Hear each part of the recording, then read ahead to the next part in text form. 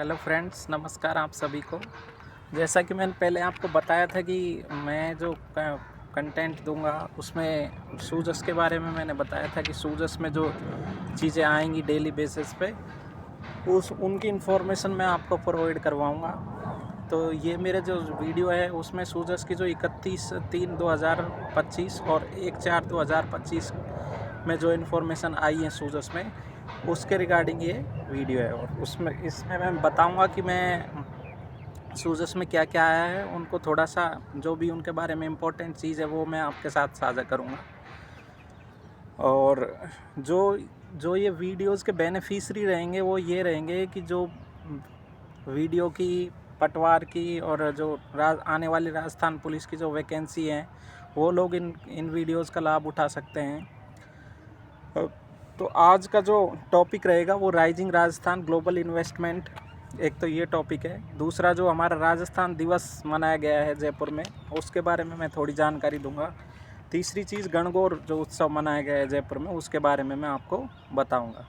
तो जो first topic लेते हैं वो यही है कि rising Rajasthan global investment summit हुई थी अभी 9, 10 और 11 दिसंबर 2024 में। JECC जगतपुरा जयपुर में हुई थी ये समिट। और इसका मोटो ये था कि जो ग्लोबली रूप से इन्वेस्टमेंट कैसे राजस्थान में लाया जाए, इसके लिए बहुत सारी हमारे मुख्यमंत्री जी ने रैलियाँ की थी और जो निवेशक थे उनको आकर्षित किया था कि आइए और राजस्थान में निवेश कीजिए।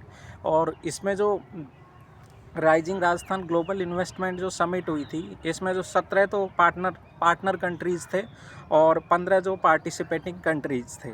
तो टोटल मिला के 32 से ज़्यादा देश इसमें इन्वॉल्व थे और इसमें 3 लाख करोड़ का MOU साइन हुए थे उस टाइम पे। और इसका मोटो यही था कि ज़्यादा से ज़्यादा निवेशकों को आकर्षित किया जाए।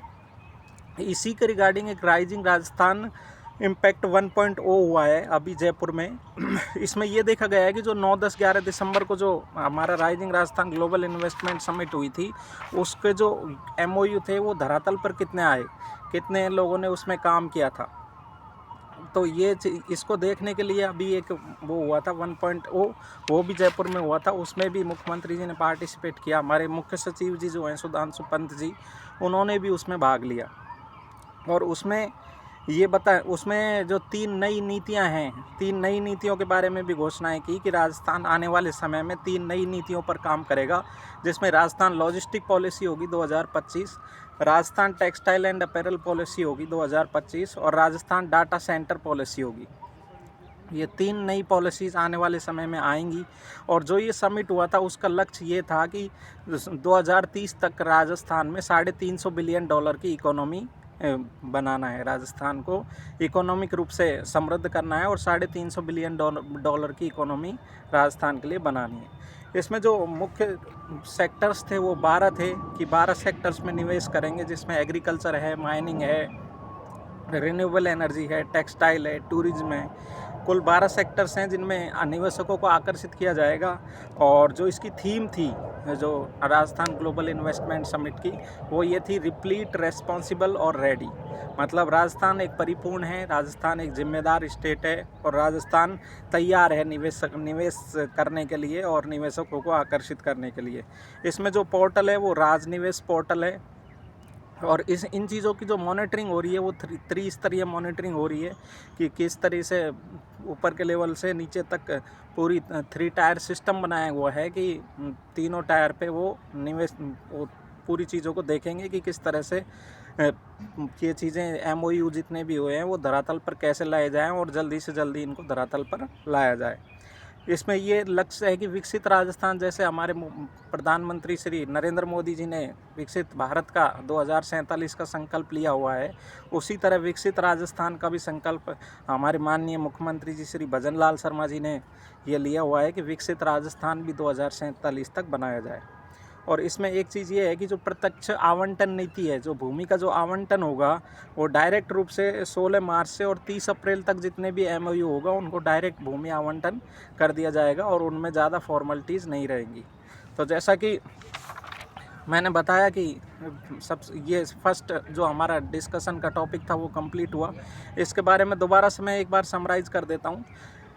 राजस्थान ग्लोबल इन्वेस्टमेंट समिट, ये कहाँ हुआ था? जयपुर में हुआ था। कहाँ पर? जयपुर में। कहाँ पर? JECC जगतपुरा में। कब हुआ था? 9, 10, 11 दिसंबर को हुआ था।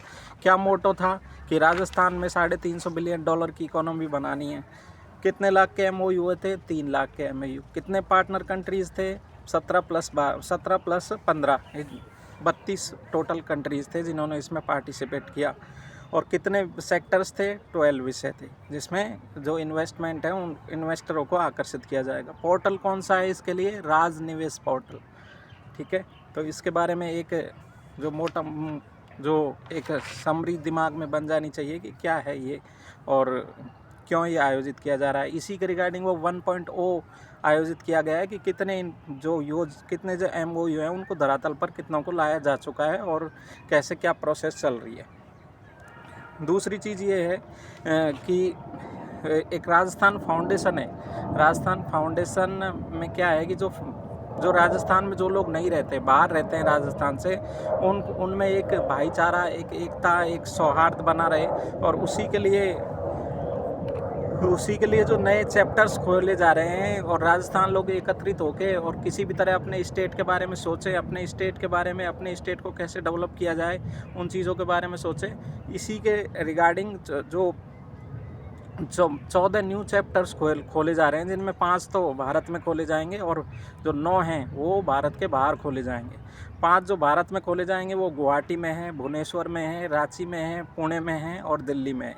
और जो 9 बाहर खोले जाएंगे उसमें दुबई है, म्यूनिक है, नैरोबी है, कंपाला है, दोहा है, टोक्यो है, सिंगापुर है, रियाद है और मेलबोर्न है। तो इस तरह से जो राजस्थान फाउंडेशंस के जो 14 एक तरह से न्यू सेंटर्स मान लो, जो 14 न्यू सेंटर खोले जाएंगे जिसमें से 5 तो भारत में हैं और 9 भारत के बाहर हैं, ताकि जो प्रवासी राजस्थानी जो नागरिक हैं उनको एकत्रित किया जा सके और उनको हमारे राजस्थान से मतलब एक जुड़ाव लगातार बना रहे। और इस तरह से ये किए जा रहे हैं। और इसी के साथ सूजस में एक पंचपद्रा बालोतरा का भी जिक्र किया गया है, जिसमें ये है कि जो पेट्रोकेमिकल कॉम्प्लेक्स बन रहा है बालोतरा में, और वो जो पेट्रोलियम के उद्योग हब हैं, पेट्रोलियम का जो उद्योग है उसका हब है वो बालोतरा में बन रहा है। एक तीसरी चीज़ जो मैंने डिस्कस की थी, राजस्थान दिवस अभी मनाया गया है 30 मार्च को। सभी लोग जानते हैं 30 मार्च को राजस्थान दिवस होता है। इस बार जो ये डेट है, जो हमारे हिंदू महीनों के अनुसार जो डेट है, वो एग्ज़ाम में पूछी जा सकती है कि कौन सी डेट को राजस्थान दिवस मनाया गया है। तो चैत्र शुक्ल प्रतिपदा को राजस्थान दिवस मनाया गया है। जो सिंपल क्वेश्चन आएंगे जैसे 4th ग्रेड में राजस्थान पुलिस में, उनमें तो एक सिंपल क्वेश्चन भी आ सकता है कि राजस्थान दिवस कब मनाया जाता है। और साथ में ये भी पूछा जा सकता है कि हिंदू तिथि के अनुसार राजस्थान दिवस चैत्र शुक्ल प्रतिपदा, इसको याद कीजिएगा। और ये क्यों मनाया जाता है हम सब जानते हैं कि 30 मार्च 1949 को वल्लभ भाई पटेल जी ने हमारे जो वृहद राजस्थान, जिसमें राजस्थान का बहुत बड़ा पोर्शन एकीकरण के दौरान बनाया गया था और उसमें राजस्थान नाम दिया गया था, उसी के उपलक्ष्य में हम राजस्थान दिवस मनाते हैं। और ये राजस्थान दिवस अल्बर्ट हॉल में मनाया गया। लास्ट खबर पे चलते हैं। इससे पहले एक छोटी खबर थी ICDS आप लोग जानते होंगे, इंटीग्रेटेड चाइल्ड डेवलपमेंट सर्विसेज। मतलब इसमें महिला व बाल विकास को ध्यान में रखा जाता है। और इसमें जो हमारे राजस्थान में मुख्यमंत्री हैं वो दिया कुमारी जी हैं। और ये भी पूछा जा सकता है कि महिला एवं बाल विकास मंत्री कौन है, उद्योग एवं वाणिज्य मंत्री कौन है। तो उद्योग और वाणिज्य मंत्री श्री कर्नल राजवर्धन सिंह राठौड़ जी हैं और जो महिला एवं बाल विकास मंत्री हैं वो श्रीमती दिया कुमारी जी हैं। लास्ट टॉपिक पे चलते हैं, गणगौर पर। सबसे पहले तो ये जानेंगे कि गणगौर क्यों मनाया जाता है, गणगौर किस तिथि को मनाया जाता है, राजस्थान में कौन कौन से गणगौर फेमस हैं। और क्योंकि कई बार पूछा जाता है कि राजस्थान वो गणगौर में किस देवी देवता की पूजा की जाती है, गणगौर कब मनाया जाता है। और इसी में एक कहावत है, तीज त्योहारा बावड़ी ले डूबी गणगौर।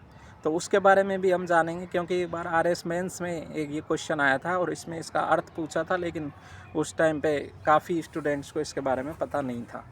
तो इन सब चीज़ों के बारे में डिस्कशन करते हैं। सबसे पहले तो गणगौर की तिथि याद रखना इम्पोर्टेंट है। और यहीं से हम, जैसे मैंने बताया कि राजस्थान दिवस चैत्र शुक्ल प्रतिपदा को 30 मार्च को मनाया गया था। और इसी को जैसे लेते हैं तो प्रतिपदा मतलब एकम होता है, तो 30 के बाद 31 और 1 को गणगौर मनाया गया, तो चैत्र शुक्ल तृतीया को गणगौर मनाया जाता है। इसमें पूजा किसकी की जाती है?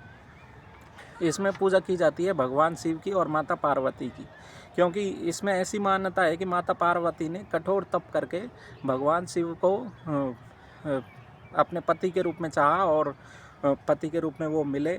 इसी आस्था को और इसी विश्वास को ग्रहण करते हुए राजस्थान में महिलाएं अच्छे पति की कामना करने के लिए, और जो अविवाहित महिलाएं हैं वो भी अच्छे पति की, और जो विवाहित महिलाएं हैं जो अपने पति की दीर्घायु के लिए ये गणगौर उत्सव मनाती हैं, फास्ट रखती हैं।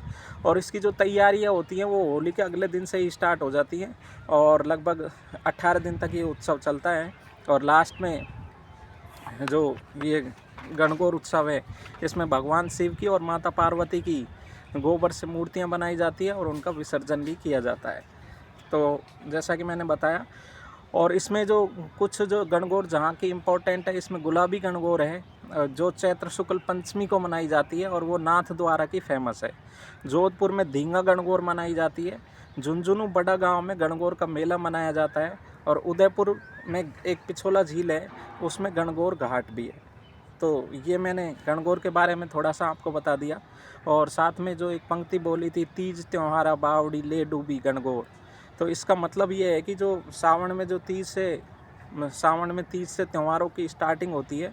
और जो गणगौर है वहाँ पे जैसे उसके बीच में जैसे जन्माष्टमी है, रक्षाबंधन, ये काफ़ी सारे त्यौहार आते हैं, लेकिन गणगौर पे त्योहारों की समाप्ति हो जाती है और उसके नज़दीक कोई आसपास कोई और त्यौहार नहीं आता। तो इसलिए कहते हैं कि तीज त्योहारा बावड़ी ले डूबी गणगौर। तो ये जो मैंने आपको 2 दिन का राजस्थान सूजस का वो सार बताया है, इसमें हमने पहले rising Rajasthan global investment summit के बारे में बताया, दूसरा हमने राजस्थान दिवस के बारे में बात की, एक राजस्थान फाउंडेशन के बारे में बात की, एक गणगौर के बारे में बात की, और 2 हमने मंत्री जाने, महिला बाल विकास मंत्री कौन है, उद्योग मंत्री कौन है। तो इन सब चीज़ों का यदि आप शॉर्ट नोट्स चाहते हैं तो आप मेरे टेलीग्राम लिंक को ज्वाइन कर सकते हैं। टेलीग्राम जो चैनल है उसका लिंक मैं आपको डिस्क्रिप्शन में शेयर कर दूंगा। वहाँ से आप टेलीग्राम पे जाके और जो मेरे हस्तलिखित नोट्स हैं जो मैं डेली अपडेट करता रहूँगा उनको आप देख सकते हैं। उनसे आपको तुरंत ये सारी चीज़ें कवर हो जाएंगी और रिवीजन में भी आपको आसानी रहेगी। तो इसी के साथ वीडियो को समाप्त करते हैं और आपका बहुत बहुत धन्यवाद, आपने वीडियो को सुना। Thank you.